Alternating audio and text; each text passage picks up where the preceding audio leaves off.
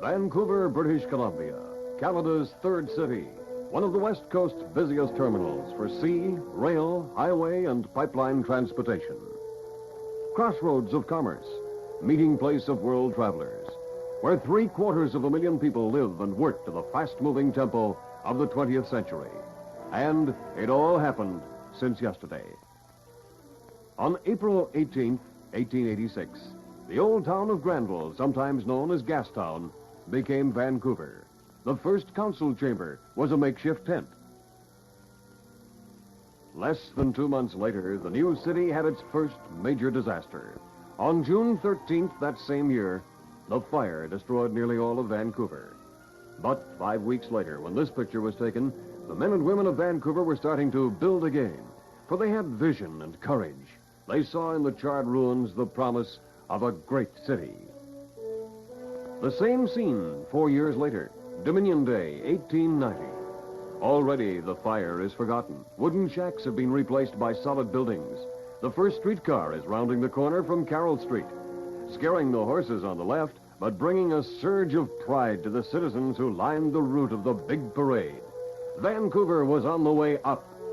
New and hopeful settlers were arriving every day. By wagon train,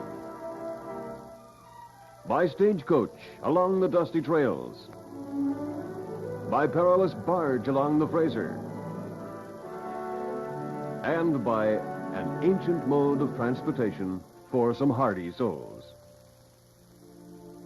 The story of transportation had already begun, so let's follow it down through the years, all 75 of them, and discover, through the curious eyes of countless cameras and cameramen long vanished from the scene, just what transportation has meant to Vancouver and her people.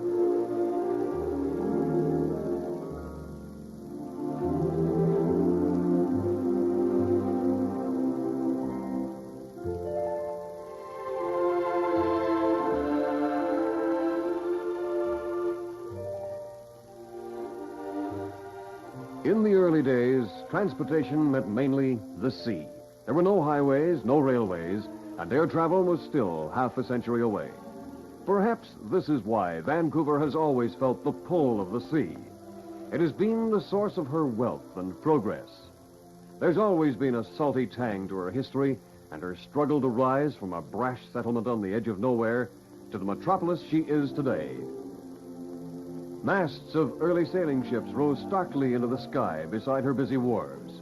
They brought goods and people from all parts of the world. In 1887, when the city was only a year old, the waterfront was having growing pains. Things were rough and ready. The wooden building in the foreground is the first CPR station, which, a few years later, became this much more imposing structure, reflecting the ornate architecture of the day. In 1900, the waterfront was still slowly emerging from the forested shore, a cluster of wooden buildings and a shaky-looking trestle that seems perilously inadequate for the weight of the puffing locomotive. But in 1913, things had changed. Imposing warehouses and docks, some of them still in use. And across the harbor, a new neighbor was coming to life, North Vancouver. 1910 saw the inauguration of the first BC coastal run when the first Prince George went into service. For a while during the First World War, she became a hospital ship with a red cross painted on her tall funnel. Today, the second Prince George is a modern passenger ship, which has been in service since 1948, and like her sister ships, the Prince Robert and the CPR's Queen of the North, has been a steady link between Vancouver and the vast North Country, carrying not only passengers, but cargoes of food, supplies, equipment, and gold.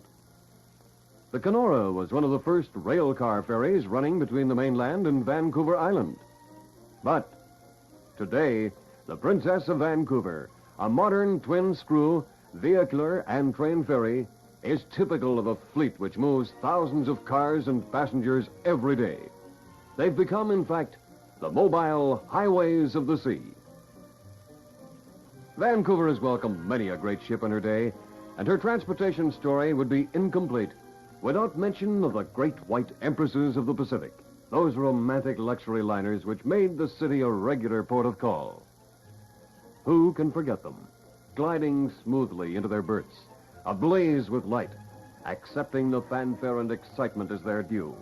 They brought color to the waterfront. A youthful city took them to her heart. The white empresses are just a memory now, but their place has been taken by a new race of seagoing giants, the glittering luxury liners from down under. Here is the Canberra, arriving in Vancouver at the end of her maiden voyage, one of the largest passenger-carrying vessels afloat. The flags are flying in welcome, and the city turns out to greet her. No wonder Vancouverites are said to have salt water in their veins. In 1947, there was a nostalgic backward glance into a forgotten era when the Pamir paid us a visit.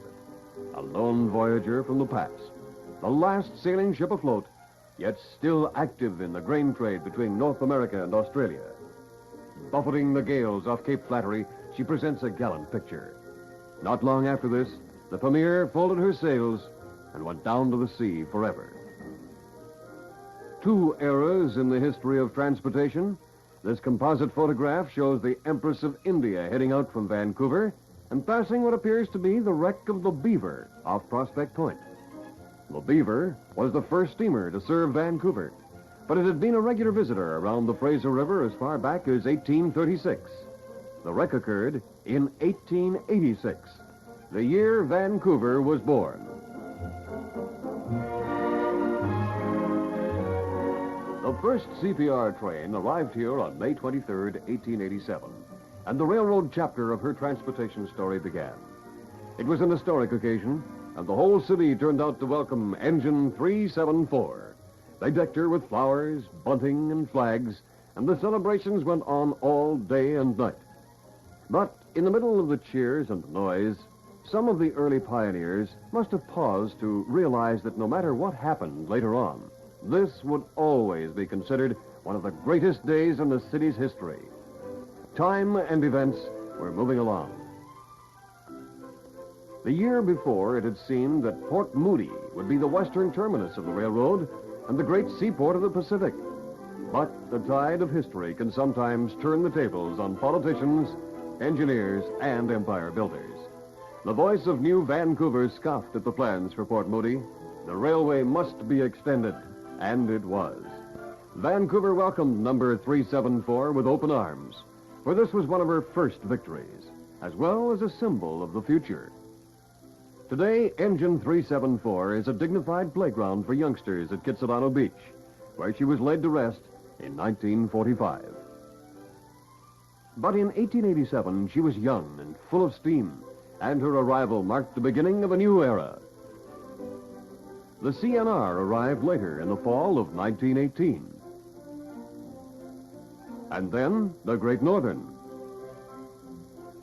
the Pacific Great Eastern. All of these great railways played an important part in the development of Vancouver, bringing her cargoes from a bulging continent, dumping them on her docks for transshipment overseas. These were great and vigorous years. The raucous blast of a ship's horn in Vancouver Harbor was taken up, and the sound of it re-echoed through the valleys and forests of British Columbia as freight and passenger trains roared through the night, all of them coming to or going from Vancouver. The modern streamliners of the rails are a match for the new ocean liners, and they're a lot different from the trains we knew when we were young. Today, it's sealed windows and air conditioning, lavish accommodation, and luxurious comfort. But remember when it was like this?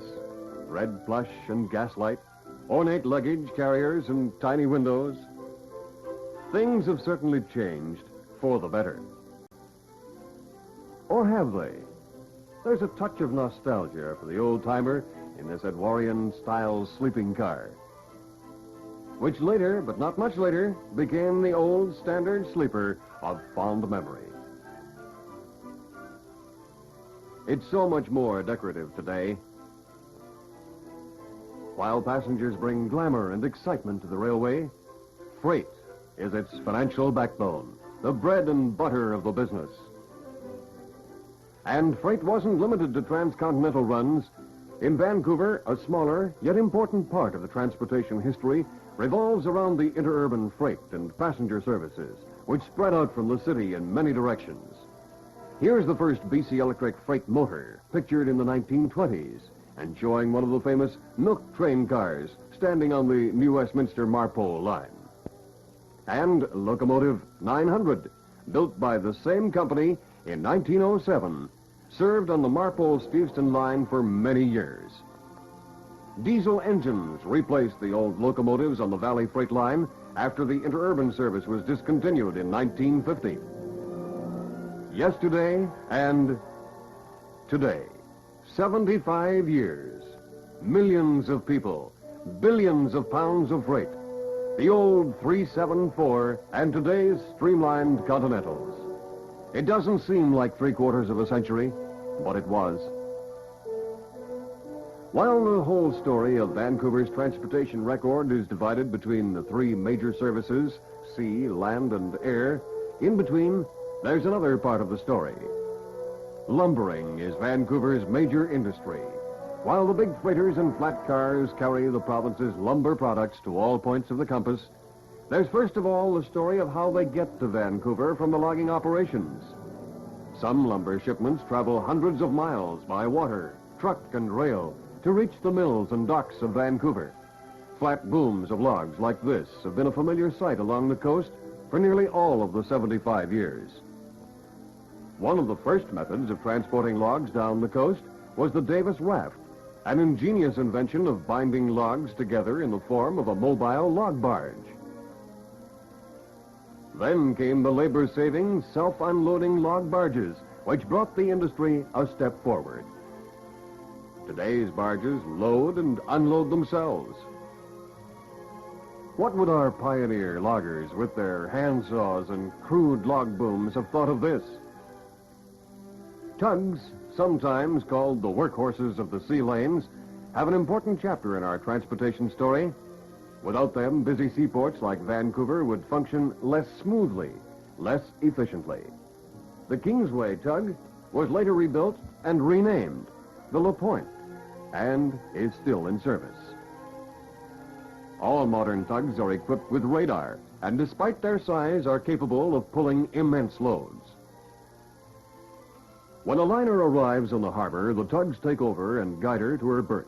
And the sight of these miniature giants chugging around the city's harbor is a colorful part of the transportation scene. 364 days a year, Vancouver's tugs are busy about their business. But on Christmas Day, they take time off to celebrate. So this is a traditional sight which can only be seen once a year.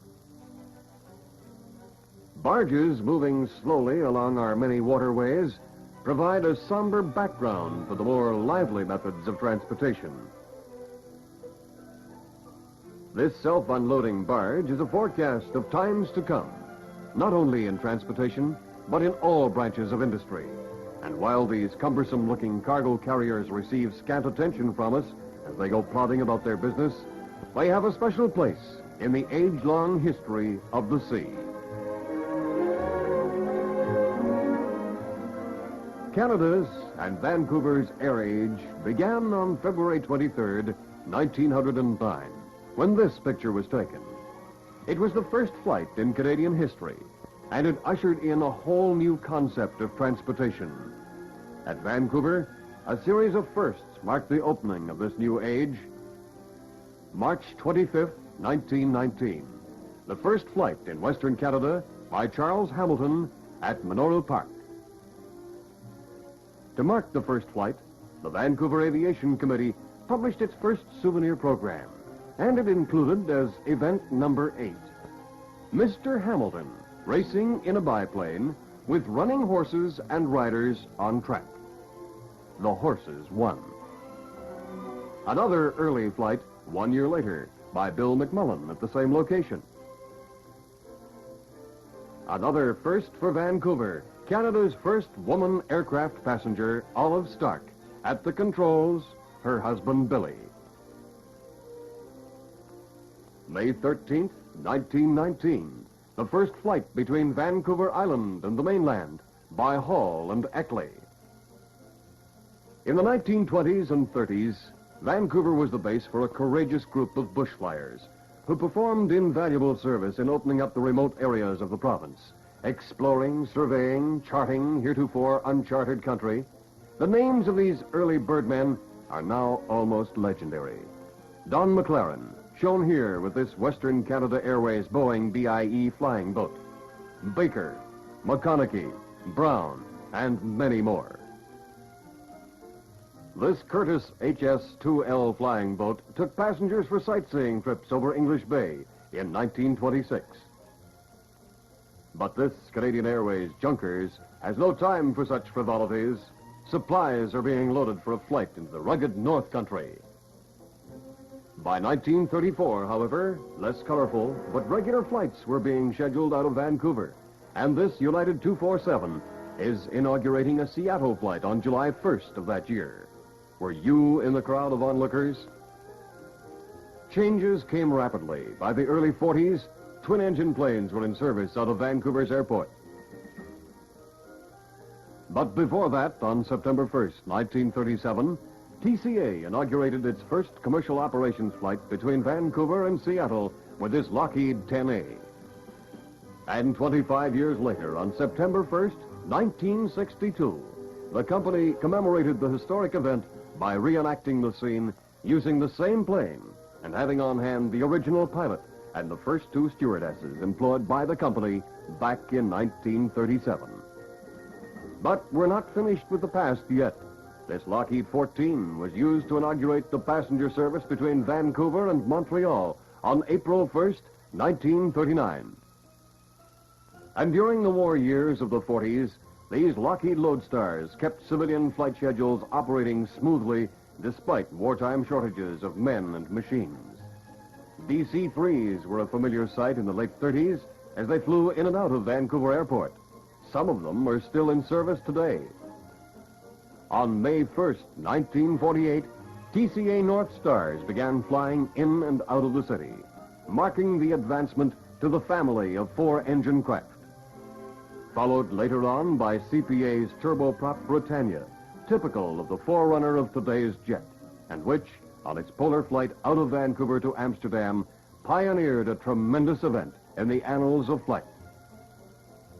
Compare 1962's jet with the Silver Dart of 1909, and you'll see that in 53 years, the business of flying has come a long way. And the roar of jets across the sky over Vancouver is a new sound we've added to our generation stockpile, bringing Vancouver to the doorstep of the four corners of the world. Within the past 10 years or so, a strange flying bird known as the helicopter has appeared on the flying scene in and around Vancouver. These maneuverable copters have proven their worth in servicing giant construction projects in remote and mountainous regions. And today, they're branching out into diversified roles as taxis, observation posts, flying radio stations. In 1932, when the air age was just beginning to flex its muscles, our international airport looked like this. But today, it's headquarters for a major branch of transportation, one of the busiest airports on the continent, freight depot for more than 14 million pounds of freight each year. Truly, a jet-age crossroads of the modern world, where new and exciting chapters in the transportation story are being written in the sky above the city.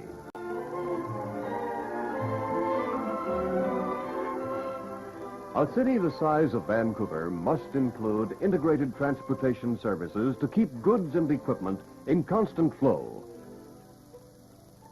Without her warehouses, tracks, and merchandising services, bringing cargoes in from all corners of the world, sorting them, dispatching them, the machine of our industry would very soon come to a stop. A city is not really self-supporting.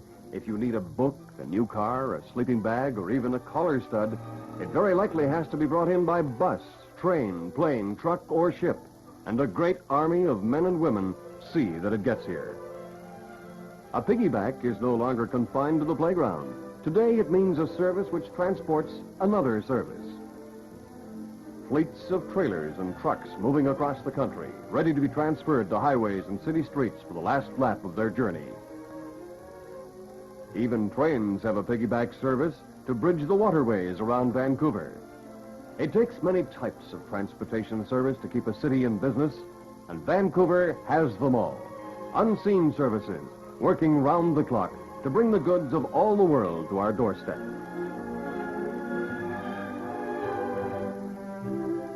In 1886, even before the fire or the city's birth date, the forum of our pioneering ancestors was around the old maple tree which grew at the intersection of Cordova and Carroll Streets. A fountain marks the spot today. Horses, which were then the sole means of transportation, waited patiently in the background. The old pioneers didn't live long enough to see one of these fast modern trucks. Although some of them might very well have stayed around long enough to drive one of these early Comer trucks, vintage 1912, or even this.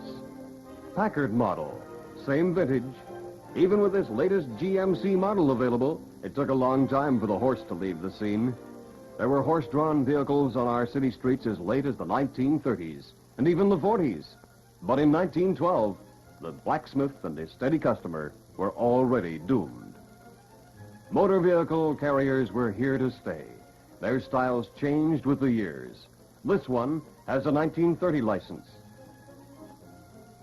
And the license of this model is dated 1954. This one, 1956. Today, models like this are commonplace. We see them every day. But it's hard to imagine them parked around the old maple tree. The story of transportation of liquids in Vancouver goes back to 1894, when this photograph was taken. And in those days, horse-drawn petroleum wagons rattled the streets of 8-year-old Vancouver, bringing coal oil to light the stoves and lamps of our first settlers. This early warehouse covered the city's first petroleum shed, first storage tank, first tank wagon. The location was Smythe Street at the foot of Cambie. Later, it marked the beginnings of the Imperial Oil Company. When the automobile arrived, this was the site of the first service station in Canada, and a plaque marks this historic spot today. In the early days of railway construction in and around Vancouver, water barrels were toted to the site by horses, or, as in this case, a donkey. The massive stainless steel milk carrier of today, however, makes the old donkey-pulled barrel of yesterday look slightly comical. But there was nothing comical about the magnificent teams of horses which pulled the vehicles of long ago. They made an effective sight as they pranced along Vancouver streets, past the new and fancy lampposts, which an early canine pioneer is eyeing with appreciation. Everything is slick and streamlined now, and the carrying capacity enormous. It would take many decorated Percherons to pull these modern tank trucks. John Young was the driver of number 17, one of the first fuel oil trucks in Vancouver. But by 1934, the truck had changed in design, the tires air-filled, the vehicle more modern. But the past had sound, color, and vitality. This 6-horse-powered tank truck needed 3 men on the front seat, and the date, if we can judge from the building in the background, is around 1911. In 1946, however, the horses were under the hood of this tank truck, which weighed, when loaded, 19,490 pounds, and which, 7 years later, made way for this 6-wheeled monster. With the advent of oil and gas pipelines which creep across the continent in ever-increasing numbers, we are forewarned of revolutionary changes in future transportation of commodities. Experiments are being made in transporting coal, iron ore, and water along these oil and gas pipelines. And no one knows for sure just what far-reaching results this will have. Oil company products weren't the only liquids transported through Vancouver streets down through the years. The old horse-drawn milk wagon stayed on well into the present. But much as we like to remember the clop-clop of horses in the early mornings of our childhood, we can't hold back the tide of progress, nor would we want to. Ice cream in the 20s was trucked around in these antique-looking vehicles, gone now, along with the old Seymour Exchange. Today's model is ultra-smart, refrigerated, and practical. We take these modern carriers for granted nowadays, but in their various forms, they've been part of the local transportation scene for all of the 75 years of our story.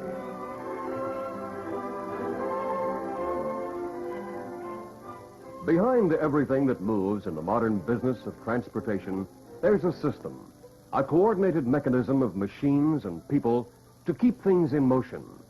The vast telephone system, for instance, with its modern wireless switchboards, and microwave towers that span the continent. The complicated processing machines, operated by experts. All of these provide a behind-the-scenes system that keeps our transportation schedules in order. While all branches of transportation forged ahead during the years, how about Mr. and Mrs. Vancouver? How were they getting around? Like all people everywhere, they love parades and celebrations. Any excuse to bring out the flags and follow a band. In 1901, as these pictures show, they were out in force to greet the Duke and Duchess of Cornwall. This was at the corner of Cambie and Hastings. This was taken at the old courthouse nearby. All through the years, they've been meeting trains and planes and ships, welcoming royalty and movie stars and important visitors. How did all these people get around? This is the human element in the story of transportation, a fascinating record of people on the move. Nowadays, we have a network of modern buses to service. But our earlier city transportation system had horses on the payroll. The year is after the turn of the century, looking north on Granville Street from Georgia.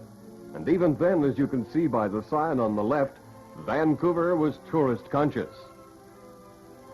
1896, and vehicle styles had changed, but there were still only 4 wheels on old number 8, which served residents along Powell Street.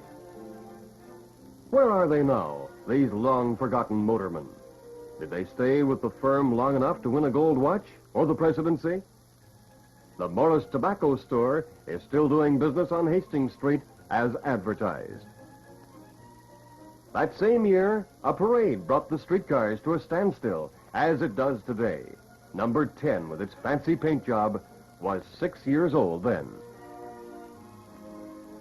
But even earlier in 1892, the Westminster and Vancouver Tramway Company operated this trolley car between the two cities. Its route, in that far-off day, lay through stump clearings, bush, and communities which were mere slits in the forest. In 1895, as this old picture shows, the reliable horse was still in use. This is the Steveston Stagecoach, which ran from that fishing community to Vancouver before the CPR tracks were laid. Billy Steeves, after whom the town was named, is shown in this historic photograph. By 1900, the horse-drawn stage was still serving between Steveston and Vancouver. Time-conscious citizens who hated missing their transportation as much then as they do now hurried to catch the tram in 1908 at the foot of Granville Street, False Creek. This was a special going to the races at Menora Park. And over toward the left, you can see the Kitsilano Trestle, which is still in use. The company ran other specials in those days. In 1910, these flat cars were packed with enthusiastic fans, off to New Westminster for a lacrosse game, and caught by the camera just as they were about to leave Carroll Street Station. And speaking of specials, what was more special than the old observation car, with its arc of lights, pretty dazzling for those days, its talkative conductor, and ladies in big Edwardian hats? This was 1912, and from the look of it, before Teddy Lyons. But in 1950, when the same car took its last nostalgic run around Vancouver, Teddy Lyons was definitely on hand to bid the old car farewell. Time marches on. Standards of living and transportation change with the years. In 1923, the BC Electric put its first bus into service in the Grandview district. Seated proudly inside were members of the city council of that day And if you were here in 1923, you'll know what they saw as they gazed out of the windows. On May 1st, 1924, this deluxe fleet of buses went into service between Vancouver and the Royal City. The straight fare from one city to another that year was 25 cents.